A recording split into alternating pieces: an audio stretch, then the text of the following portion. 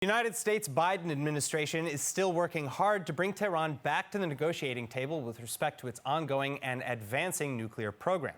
The White House now even offering to remove some sanctions immediately just to get Iran to slow down a little. A far cry from Biden's original hard line in which his administration vowed not to remove any sanctions until Iran returned to full compliance with the JCPOA nuclear deal. The United States now offering a massive lifeline to the economically struggling Ayatollah regime in Iran. Politico alleging that Washington is planning a new proposal under which Iran would see limited sanctions relief the moment they stop work on advanced centrifuges and stop enriching uranium to 20%. Both the advanced centrifuges and uranium enrichment past 3.5% being in violation of the 2015 JCPOA nuclear agreement. And Politico sources close to the matter are explaining that the offer is, quote, more than anything intended to get the conversation started, as there have not yet been any direct talks between Washington and Tehran.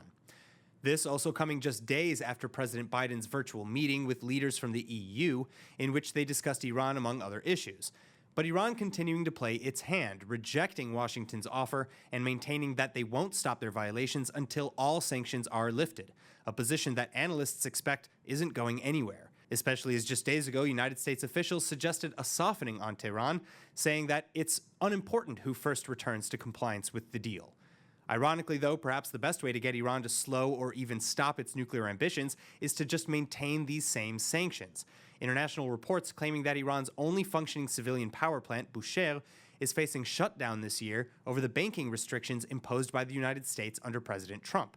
Deputy of Iran's Atomic Energy Organization, Mahmoud Jafari, explaining that currency fluctuations and problems relating to banking sanctions have complicated efforts to meet the reactor's operational and maintenance costs, as well as to make payments to Russian contractors. Perhaps the most alarming to Israel, however, is not the lifeline offered by Washington, but by Beijing.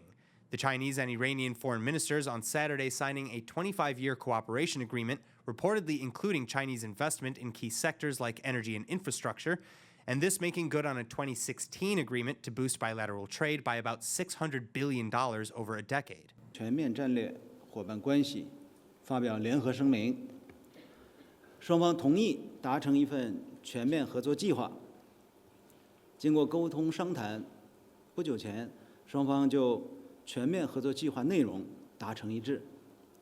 3月27日，王毅国务委员兼外长在应邀对伊朗进行正式访问期间，同伊朗外长扎里夫共同签署了中伊全面合作计划。 But the deal also reportedly includes commitments to joint military cooperation, training, research, and intelligence sharing.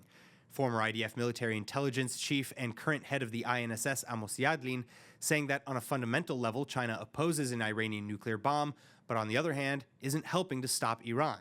Yadlin adding that Iran needs China's political support to stop the U.S. from pressuring it, and that the Chinese understand that they can be more aggressive with Biden than they were with Trump.